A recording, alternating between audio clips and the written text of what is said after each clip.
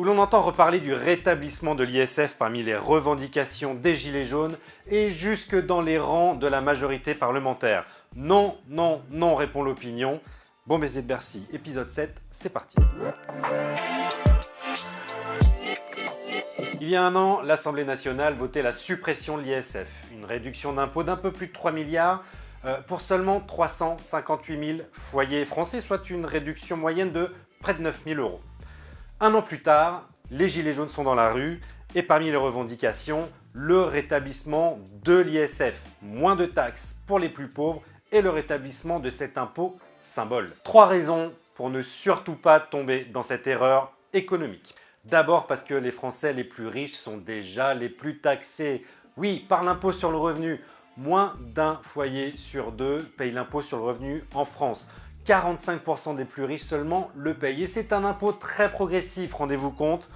2% des Français acquittent une trentaine de milliards d'impôts sur le revenu. 3 milliards pour l'ISF, une trentaine de milliards pour l'impôt sur le revenu.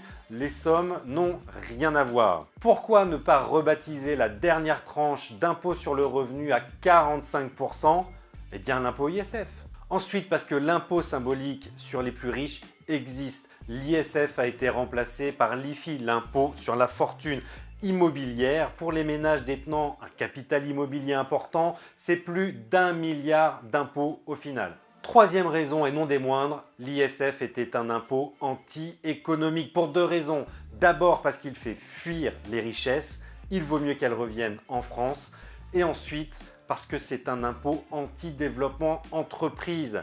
Les ETI notamment devaient verser des dividendes très importants à leurs actionnaires souvent familiaux qui devaient acquitter l'ISF. C'est un argent qui n'allait pas dans l'investissement de l'entreprise. L'Assemblée nationale est en train d'analyser ces chiffres. Il semblerait que la suppression de l'ISF ait un impact très positif sur l'investissement des entreprises. C'est 3 bonnes raisons pour dire non à un rétablissement de l'ISF. Non, 3 fois non.